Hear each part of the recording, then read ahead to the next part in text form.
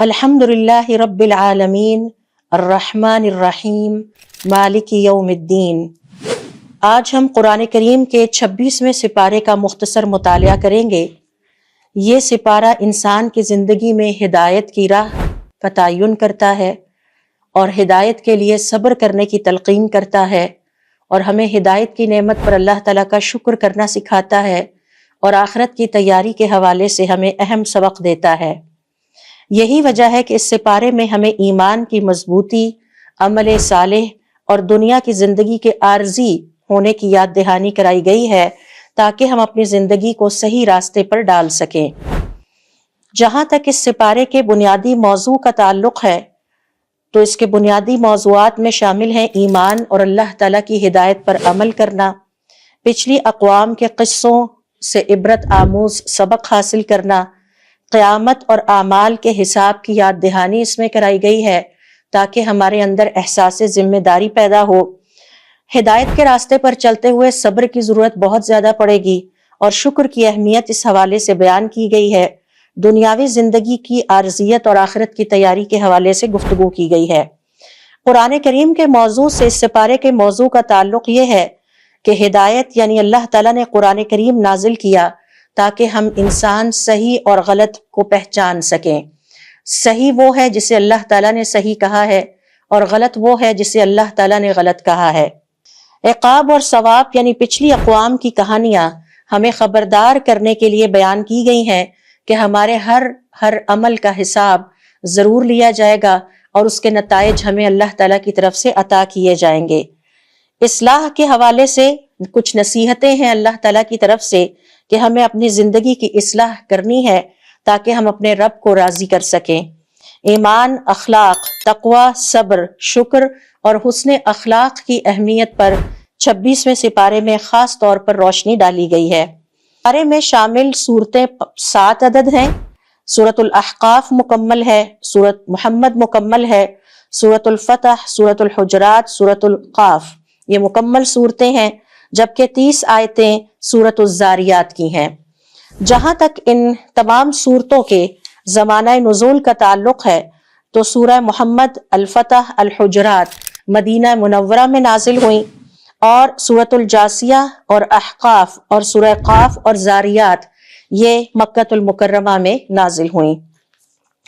آئیے دیکھتے ہیں کہ اس سپارے کے بنیادی موضوعات کیا ہیں اور کن موضوعات پر خاص طور پر اللہ رب العزت نے روشنی ڈالی ہے۔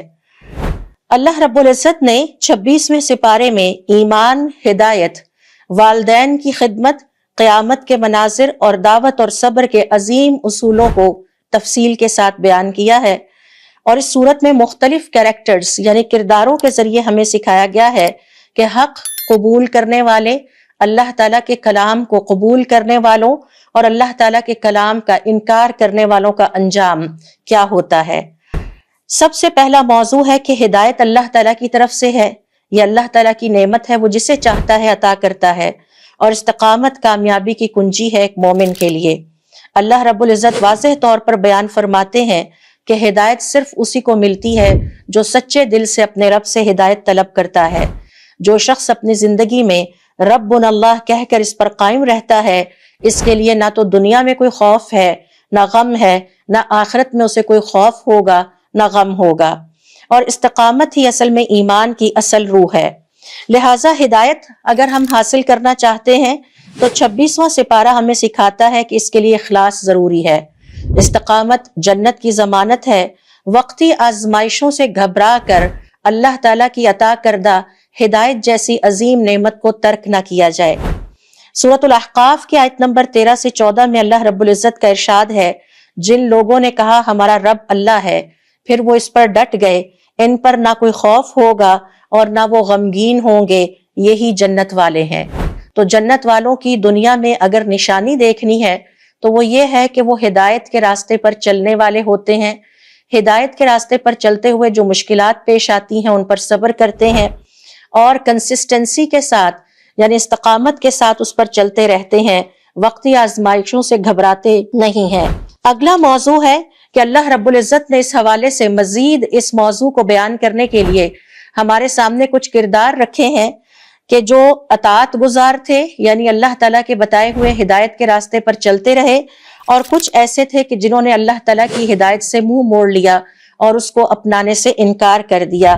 پھر ان کا کیا انجام ہوا، اللہ رب العزت نے مختلف کرداروں کے ذریعے سے اس کو بیان کیا ہے۔ حضرت عبداللہ بن سلام رضی اللہ تعالیٰ عنہ جو کہ یہودی تھے، انہوں نے حق کو پہچان کر اسلام کو قبول کیا، ہدایت کے راستے پر آ گئے اور حضور اکرم صلی اللہ علیہ وسلم کی رسالت کی تصدیق کی۔ پھر ایک نافرمان بیٹے کا ذکر ہے جو اللہ تعالیٰ کا بھی نافرمان بنا اور اپنے والدین کا بھی نافرمان بنا، اور آخر کار وہ تباہی اور ہلاکت سے دوچار ہوا۔ قوم عاد کے تکبر کا بھی یہاں ذکر کیا گیا ہے۔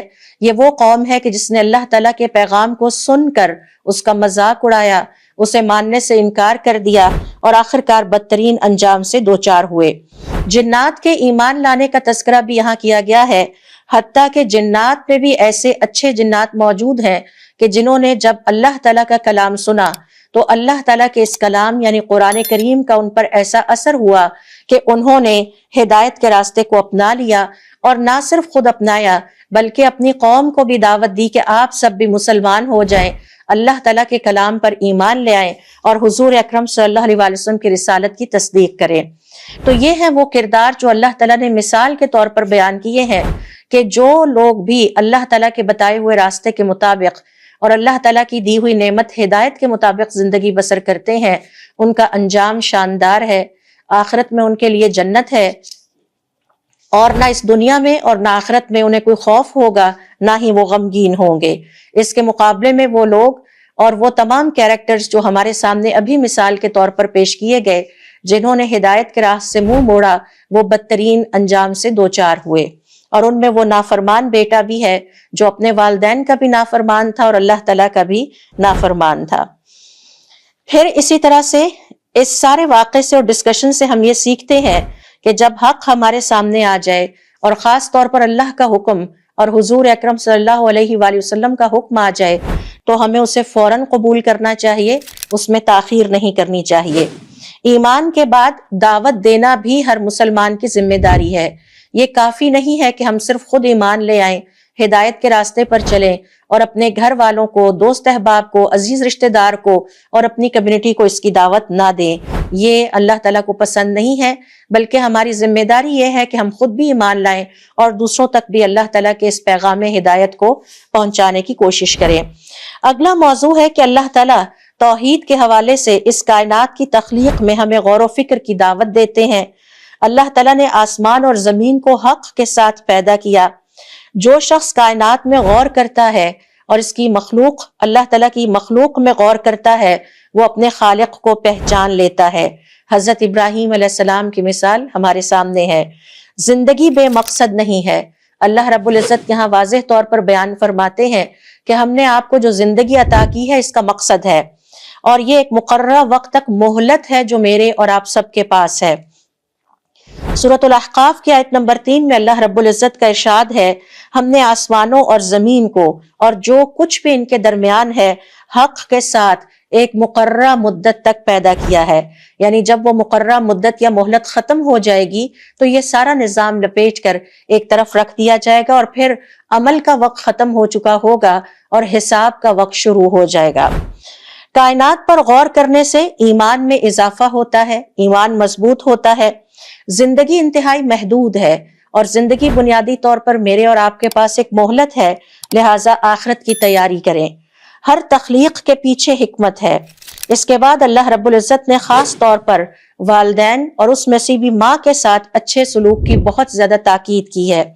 اللہ تعالیٰ نے والدین کے ساتھ نیکی کی وصیت فرمائی ہے اور خاص طور پر ماں کی مشقت کا ذکر کیا ہے کہ ماں کی تکلیفیں انسان پر احسان عظیم ہیں۔ ہم نے انسان کو اپنے والدین کے ساتھ نیکی کا حکم دیا، اس کی ماں نے اسے مشقت کے ساتھ اٹھایا اور مشقت کے ساتھ جنا۔ والدین کی خدمت عبادت ہے اور خاص طور پر والدہ کے ساتھ اچھا سلوک کرنا اللہ رب العزت کو راضی کرنے کے لیے بہترین عبادت ہے۔ ماں کا حق سب سے زیادہ ہے۔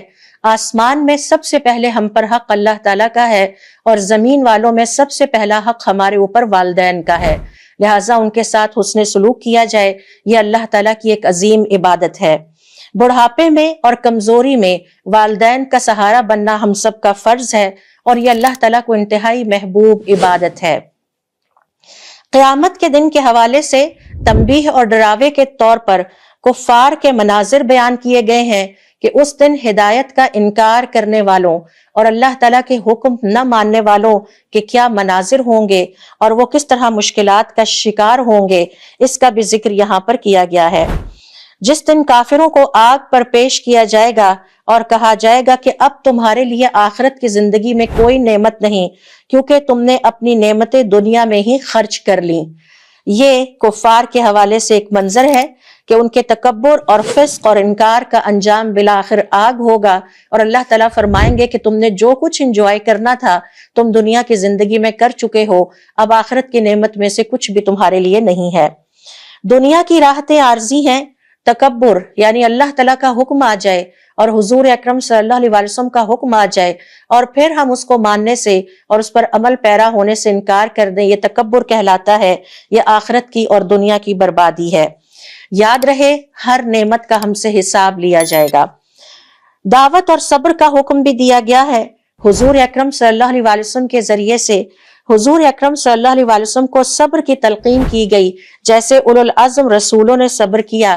اللہ تعالیٰ کی طرف بلانا آسان کام نہیں ہے، اس حوالے سے بہت مشکلات پیش آتی ہیں، مگر ثابت قدمی کامیابی کا راستہ ہے۔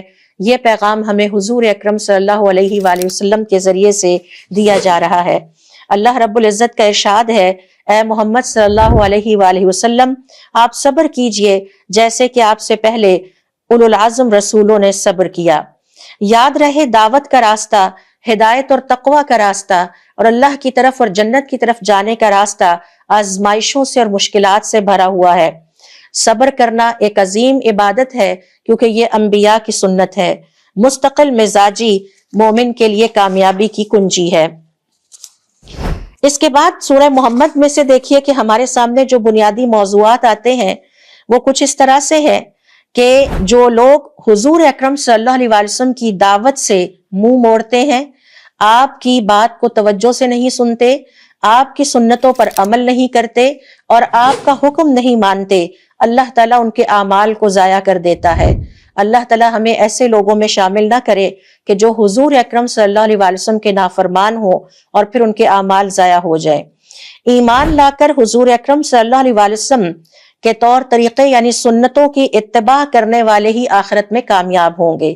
اس کا مطلب یہ ہوا کہ اللہ رب العزت کے حکم کے بعد ہمیں حضور اکرم صلی اللہ علیہ وسلم کے بتائے ہوئے طریقوں کے مطابق اور آپ صلی اللہ علیہ وسلم کی سنتوں کے مطابق زندگی گزارنی ہے۔ اس طرح اس صورت میں اللہ رب العزت نے واضح کر دیا ہے کہ اعمال کی قبولیت کا معیار صرف ظاہری نیکی نہیں بلکہ اتباع رسول میں ہے۔ آئیے آج ہم اپنے آپ سے سوال کریں کہ ہم اپنی زندگی میں کس حد تک حضور اکرم صلی اللہ علیہ وآلہ وسلم کی پیروی اور ان کے طور طریقوں اور ان کی سنتوں کو پریکٹس کر رہے ہیں۔ ہر نیکی کو سنت کے مطابق انجام دینا ضروری ہے۔ نماز ہم اپنی مرضی سے نہیں پڑھ سکتے، اسی طریقے سے پڑھنی ہوگی جس طریقے سے حضور اکرم صلی اللہ علیہ وآلہ وسلم نے ادا کی ہے۔ دین میں اپنی رائے سے ہم نے اپنی عقل سے کام نہیں چلانا، بلکہ حضور اکرم صلی اللہ علیہ وآلہ وسلم کے طور طریقوں یعنی ان کی سنتوں کی پیروی سے ہی ہمیں کامیابی ملے گی۔ دعوت حق کو رد کر دینا دنیا اور آخرت کی تباہی کا باعث بنتا ہے۔ اسی حوالے سے اللہ رب العزت کفار پر اللہ تعالیٰ کی طرف سے جو عذاب آئے گا یا آتا ہے اور ان کی ذلت اور رسوائی کی تصویر یا منظر کشی ہمارے سامنے کرتے ہیں کہ اللہ تعالیٰ نے ان کے دلوں پر مہر لگا دی ہے، اللہ تعالیٰ نے ان کے اعمال کو برباد کر دیا ہے، ان کی تدبیروں کو ناکام کر دیا ہے، صرف اس لیے کہ ان کے پاس ہدایت کا پیغام آیا لیکن انہوں نے ہدایت کے پیغام کو نہ تو سننے کی، نہ سمجھنے کی اور نہ پریکٹس کرنے کی کوشش کی۔ حق واضح ہو جانے کے بعد اللہ رب العزت اور حضور اکرم صلی اللہ علیہ وسلم کے حق میں ضد اور ہٹ دھرمی سے کام لینا خسارے کا باعث ہے۔ گناہوں پر اڑے رہنا، بار بار وہ گناہ کرتے رہنا، اس سے انسان اللہ تعالیٰ کی مدد اور نصرت سے محروم کر دیا جاتا ہے۔ دنیا کی کوئی طاقت اللہ تعالیٰ کے عذاب سے ہمیں بچا نہیں سکتی۔ اس کے مقابلے میں اللہ رب العزت بیان فرماتے ہیں کہ مومنوں کو اللہ تعالیٰ عزت اور سربلندی عطا فرماتا ہے۔ کیونکہ وہ سچے دل سے ایمان لانے والے ہیں، حضور اکرم صلی اللہ علیہ وسلم کی اتباع یعنی پیروی کرنے والے ہیں، آپ صلی اللہ علیہ وسلم کی سنتوں کو زندہ کرنے والے ہیں، اور استقامت کے ساتھ ہدایت کے راستے میں جتنی بھی مشکلات پیش آتی ہیں، چاہے لوگ ان کا مذاق اڑائیں، حالات ناسازگار ہوں، اس کے باوجود وہ ہدایت کے راستے پر ڈٹے رہتے ہیں، اللہ تعالیٰ ان کے قدم جما دیتا ہے، انہیں ان کے دشمنوں پر غلبہ عطا کرتا ہے، کیونکہ اصل عزت وہ ہے جو اللہ تعالیٰ عطا کرے، اور وہ ایمان اور تقوی میں ہی ہے۔ عزت کا اصل ذریعہ مال یا طاقت نہیں ہے بلکہ ایمان ہے۔ مشکلات میں استقامت اختیار کرنے سے اللہ تعالیٰ کی مدد مومنوں کے شامل حال رہتی ہے، یہ اللہ تعالیٰ کا وعدہ ہے۔ قتال سے پیچھے نہ ہٹنے کی ہدایت بھی اللہ رب العزت نے یہاں مومنوں سے کی ہے۔ سورہ محمد میں اہل ایمان کو حکم دیا گیا ہے کہ وہ باطل کے مقابلے میں کبھی بھی کمزوری نہ دکھائیں۔ جب کفار ظلم اور سرکشی پر قائم ہو تو ان کے خلاف جد و جہد کو ترک نہ کیا جائے یہاں تک کہ باطل کا غرور ٹوٹ جائے۔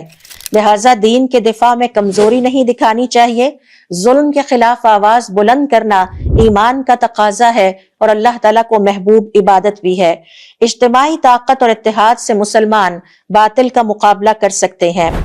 اس صورت میں اللہ تعالیٰ نے ایسے مختلف اعمال بھی بیان کیے ہیں جو انسان کی نیکیوں کو برباد کر دیتے ہیں، اور ہمیں تنبیہ کی ہے کہ ان اعمال سے اپنے آپ کو بچایا جائے۔ مثال کے طور پر کفر کی راہ اختیار کرنا، اللہ کے راستے پر خود بھی نہ چلنا اور دوسروں کو بھی روکنا، اور اس کی مثال ایسے ہی ہے کہ جیسے ہدایت کے راستے پر نہ تو خود آئے نہ دوسروں کو اس پر لانے کی کوشش کریں، اور اگر کوئی آئے تو اسے روک دیں، کبھی آباء و اجداد کی اندھی تقلید کی وجہ سے اور کبھی اللہ تعالیٰ کے دین کے احکام کا مذاق اڑا کے۔ باطل کی پیروی کرنا، ہر وہ چیز جو اللہ تعالیٰ کے احکام کے خلاف ہے وہ باطل ہے۔ اللہ کے نازل کردہ حکم سے نفرت رکھنا، مثال کے طور پر اگر کوئی شخص زکوٰۃ دینے کو ناپسند کرتا ہے تو یہ اس کے باقی نیک اعمال کو تباہ کر دے گا، اس کا یہ ناپسندیدگی۔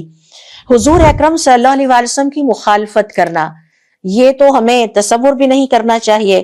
ریا یعنی دکھاوے کے لیے اور منافقت کے ساتھ نیکی کے کام کرنا، ارتداد یعنی اسلام لا کر دوبارہ کفر کی طرف واپس پلٹ جانا اور کفر پر موت آنا۔ دل کی اصلاح کیے بغیر اعمال محفوظ نہیں رہتے۔ یہ جتنے بھی اللہ تعالیٰ نے اعمال بیان کیے ہیں جو انسان کی نیکیوں کو برباد کر دیتے ہیں، ان کا تعلق ہمارے دل سے ہے، لہٰذا دل کی اصلاح کرنا بہت ضروری ہے۔ ریا اور نفاق سے سختی سے بچنا چاہیے۔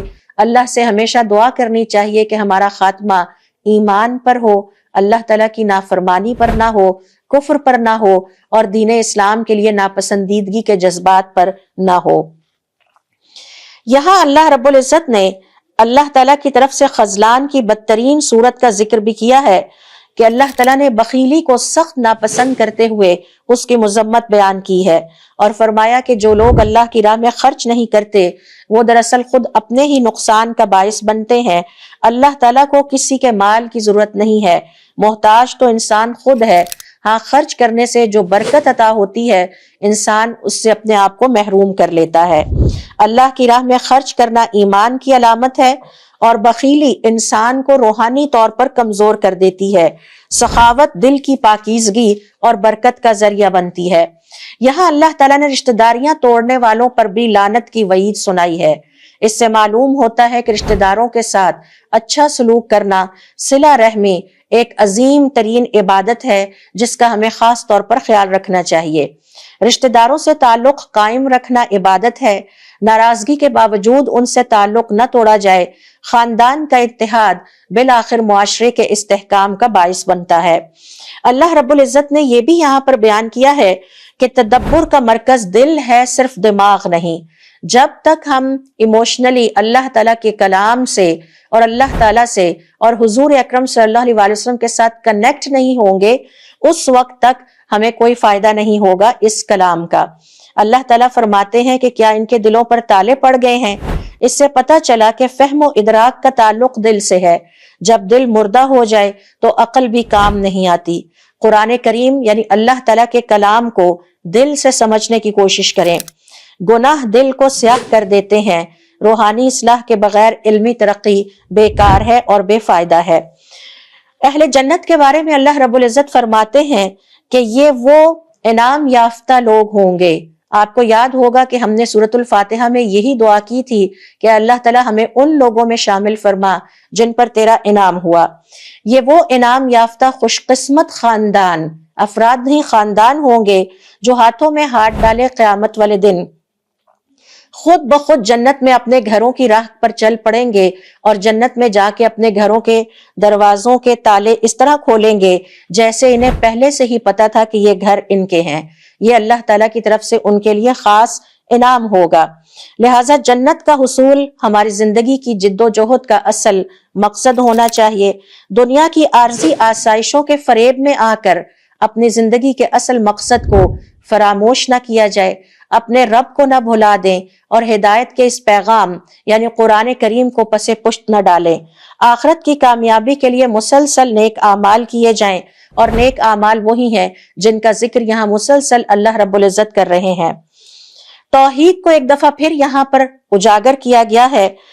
حضور اکرم صلی اللہ علیہ وسلم نے مکہ میں 13 سال توحید کی دعوت دی، لیکن مدینہ میں نازل ہونے والی اس سورت میں بھی سب سے پہلے توحید کا ذکر کیا گیا ہے، کیونکہ ہدایت کا سب سے پہلا بنیادی ستون توحید ہے، اس کے بعد رسالت ہے، اور پھر عقیدہ آخرت ہے۔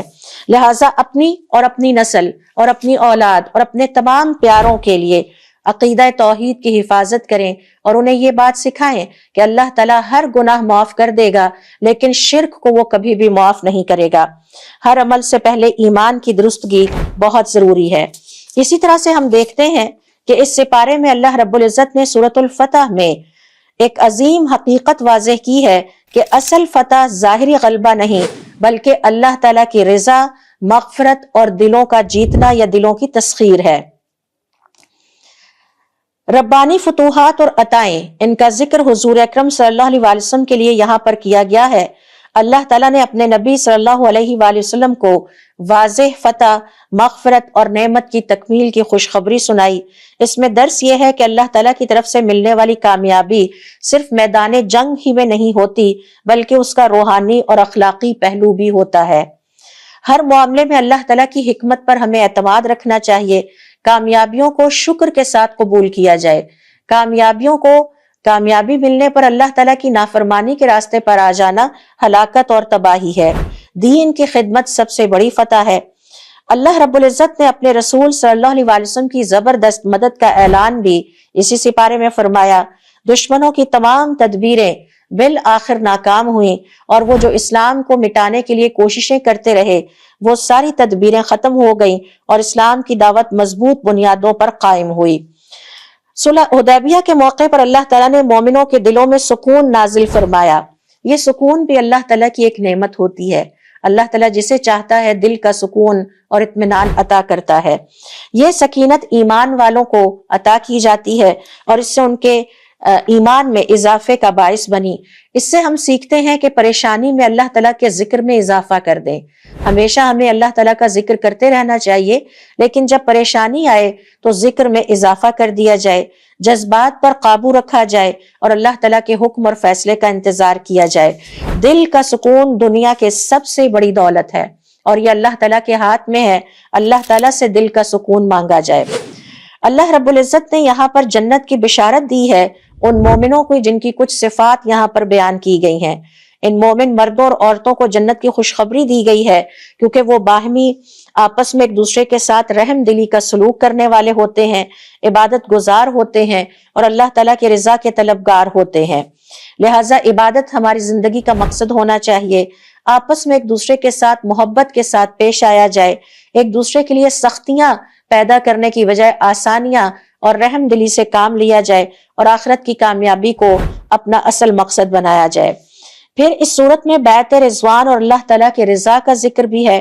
درخت کے نیچے بیعت کرنے والے صحابہ سے اللہ تعالیٰ راضی ہو گیا، کیونکہ صحابہ کرام نے یہ عہد کیا تھا کہ وہ دشمن کے مقابلے میں ڈٹ جائیں گے اور پیچھے نہیں ہٹیں گے۔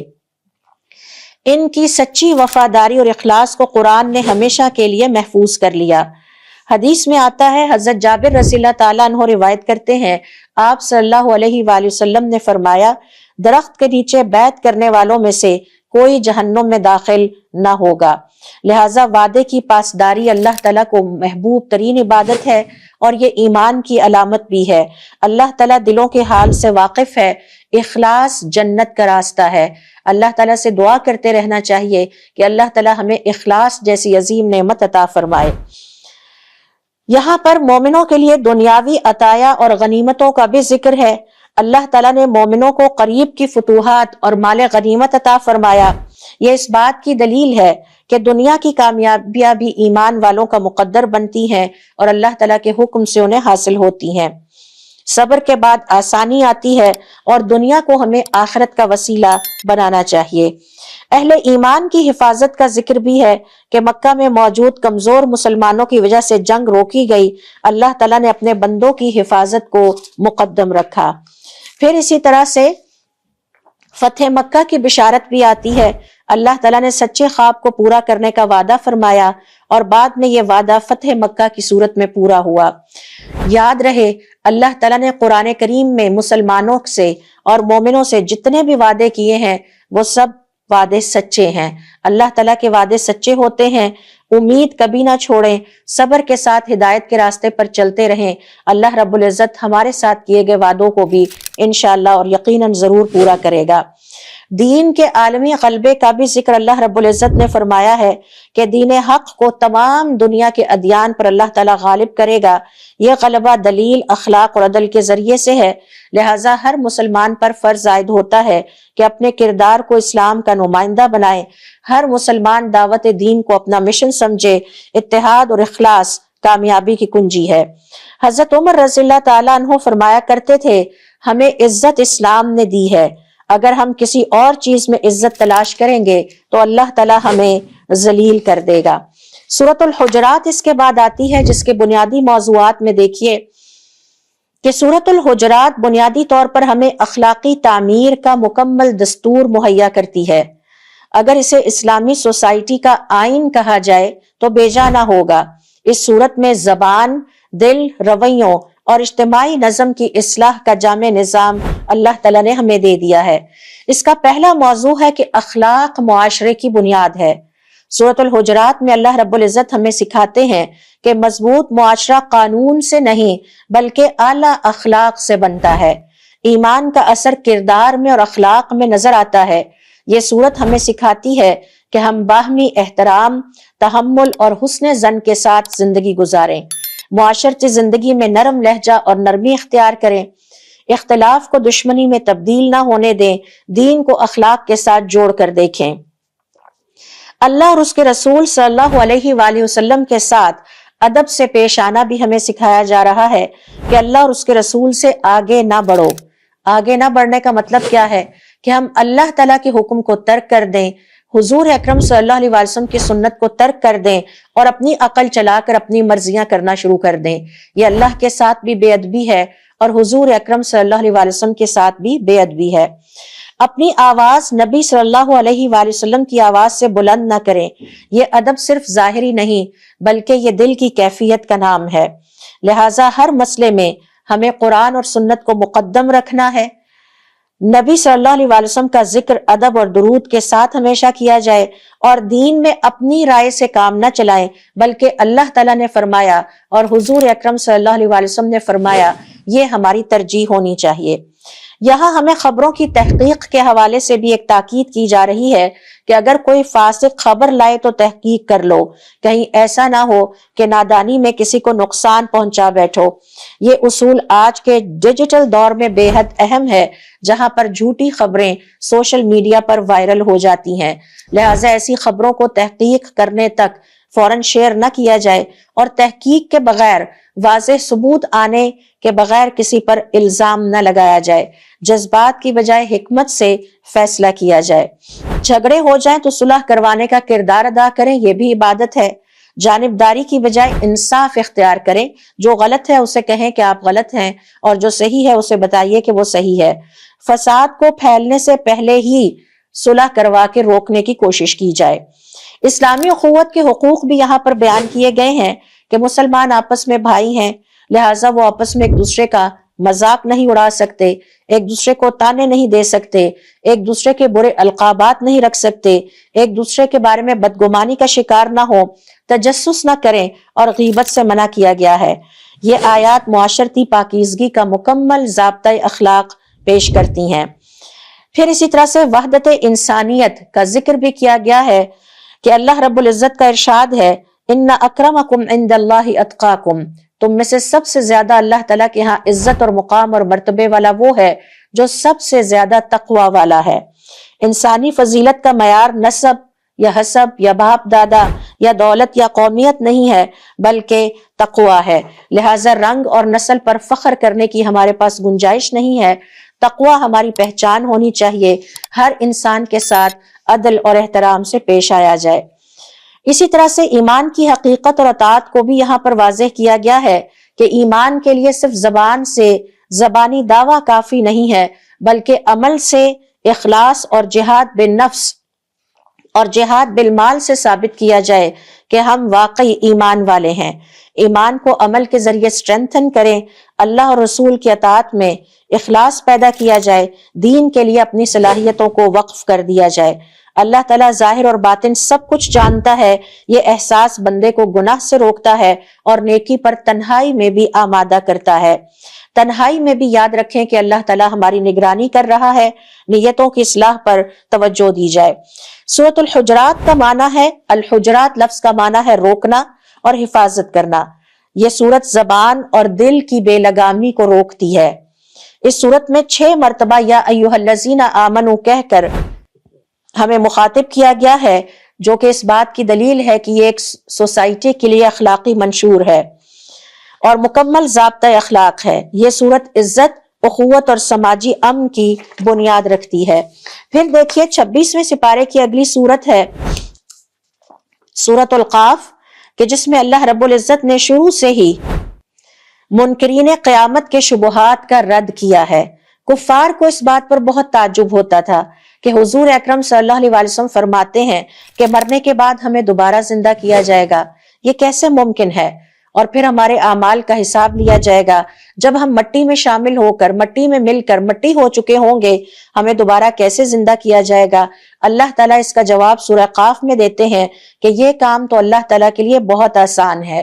पहली दफा पैदा करना मुश्किल था, दूसरी दफा दोबारा जिंदा करना तो बहुत आसान है।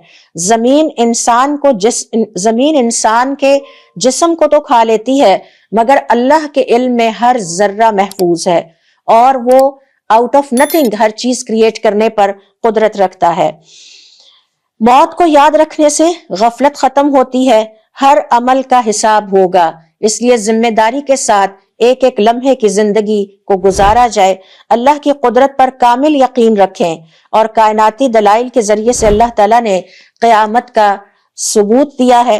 अल्लाह ताला फरमाते हैं, आसमान की तरफ देखो, जमीन और बारिश के निजाम पर तवज्जो करो। और सब्जा उगने का जिक्र किया है कि किस तरह मुर्दा जमीन से अल्लाह ताला पानी बरसाकर, बारिश बरसाकर दोबारा सब्जा उगाकर उसे जिंदा कर देते हैं।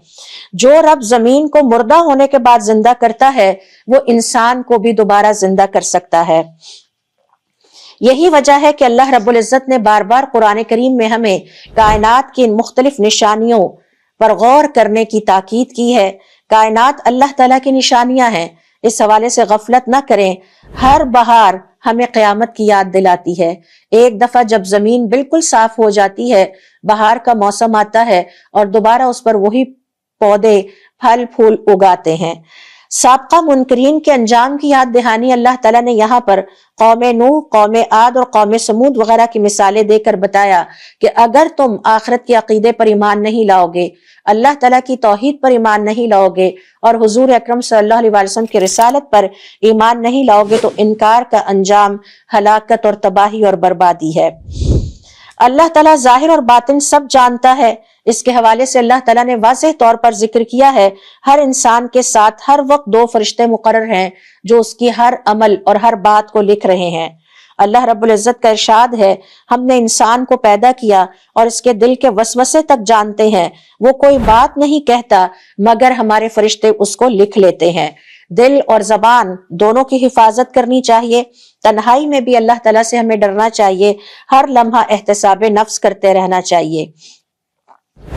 مومنوں کے لیے جنت کی بشارت یہاں پر سنائی گئی ہے، اور قیامت کے دن کا منظر پیش کیا گیا ہے کہ مجرم اپنے ساتھیوں سے، اپنے رشتہ داروں سے، دوست احباب سے، اپنے اساتذہ سے، اپنے والدین سے اس دن جھگڑیں گے، مگر کوئی فائدہ نہیں ہوگا، کیونکہ اللہ تعالیٰ کی طرف سے قطعی فیصلہ آ چکا ہوگا۔ اللہ رب العزت کا ارشاد ہے، اس کا ساتھی کہے گا یہ ہے جو میرے پاس تیار تھا، میرے پاس جھگڑا نہ کرو، میں پہلے ہی وعید سنا چکا ہوں۔ لہٰذا اس دن جب چھوٹے بڑے سب لوگ آپس میں جھگڑ رہے ہوں گے کہ آپ نے ہمیں نہیں بتایا تھا، آپ نے ہمیں نہیں سکھایا تھا، تو اللہ رب العزت فرماتے ہیں کہ ان کا یہ جھگڑنا اب بیکار ہے، لہٰذا فوراً توبہ کریں، کل کا جھگڑا فائدہ نہیں دے گا، آج سے ہی اپنی اور اپنی نسلوں کی فکر کرنا شروع کریں۔ برے ساتھیوں سے بچیں، یہ جو ایسے ساتھی جو ہمیں اللہ تعالیٰ کی نافرمانی کی راہ پر لے کر جائیں، یہ ہمارے لیے ہلاکت اور تباہی اور بربادی ہے۔ اعمال کی ذمہ داری خود لیں، باپ بیٹے کے عمل کا ذمہ دار نہیں ہوگا، اور بیٹا اس دن باپ کے عمل کا ذمہ دار نہیں ہوگا، اس لیے دوسروں پر الزام دھرنے سے پہلے آج سے ہی تیاری شروع کر دی جائے۔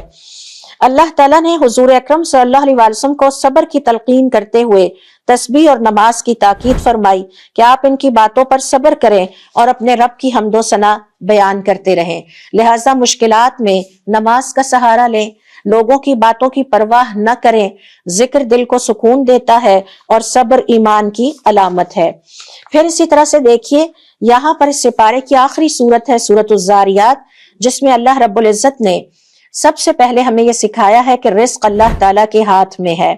انسان کو رزق کے حصول میں کوشش کرنی چاہیے، لیکن فیئر مینز کے ساتھ، اطمینان اور شکر گزاری اللہ تعالیٰ کی رضا کے لیے ہونا چاہیے۔ جتنا رزق اللہ تعالیٰ نے ہمارے مقدر میں لکھ دیا ہے وہ ہمیں ضرور ملے گا، اس لیے اس کے لیے بے چین ہونے، غلط طریقے استعمال کرنے کی ضرورت نہیں ہے۔ رزق کے لیے محنت کریں، لیکن اللہ پر توکل رکھیں، ہر نعمت پر شکر ادا کریں، چاہے وہ چھوٹی ہے یا بڑی، اور رزق کے بارے میں بہت زیادہ اضطراب یا بے چین نہ ہو۔ اللہ رب العزت بیان کرتے ہیں کہ رزق کی مختلف اقسام ہیں۔ مثال کے طور پر کھانے پینے کی چیزیں بھی رزق ہے، اولاد بھی رزق ہے، علم بھی رزق ہے، اور برکتیں بھی اللہ تعالیٰ کی طرف سے رزق ہیں، دل کا سکون اور ہدایت بھی رزق ہے۔ یہ آیات انسان کو یاد دلاتی ہیں کہ رزق کی فراہمی اور روکنا اللہ تعالیٰ کے اختیار میں ہے۔ کوئی شخص آپ کے رزق کو روک نہیں سکتا اگر اللہ تعالیٰ دینا چاہتا ہے، اور اگر اللہ تعالیٰ نہیں دینا چاہتا تو دنیا کی کوئی طاقت ہمیں وہ رزق عطا نہیں کر سکتی۔ مومنوں کی صفات کا ذکر کیا گیا ہے کہ یہ اللہ تعالیٰ پر ایمان لانے والے ہوتے ہیں، نماز قائم کرنے والے ہوتے ہیں، اور جو رزق ہم نے انہیں دیا ہے اس میں سے اللہ کی راہ میں خرچ کرنے والے ہوتے ہیں۔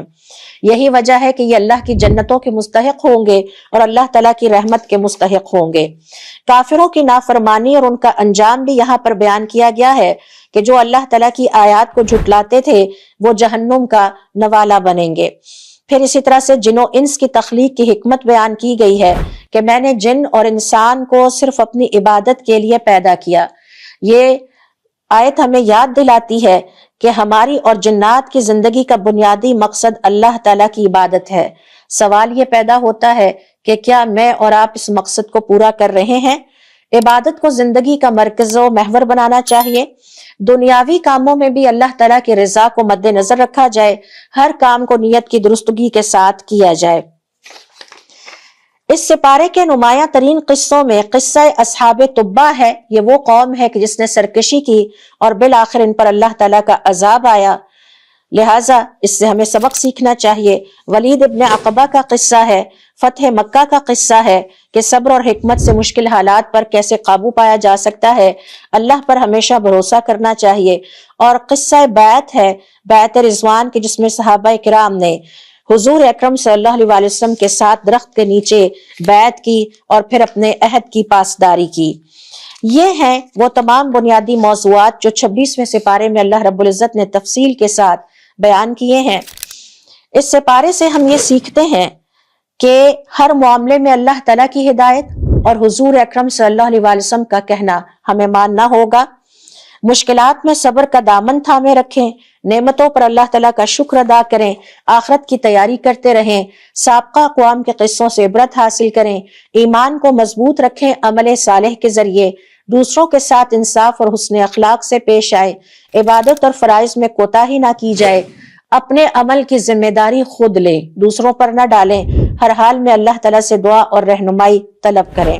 اللہ تعالیٰ سے دعا ہے کہ اللہ تعالیٰ ہمیں اپنی ہدایت کی روشنی عطا فرمائے، ہمارے ایمان کو مضبوط کرے، ہماری زندگیوں کو نیکیوں اور بھلائیوں سے بھر دے، ہمیں حضور اکرم صلی اللہ علیہ وسلم کی سنتوں پر عمل کرنے والا بنا دے، ہمارے اعمال کو قبول فرمائے اور قیامت والے دن ہمیں ان لوگوں میں شامل فرمائے جن پر اللہ تعالیٰ کا انعام ہوا ہے۔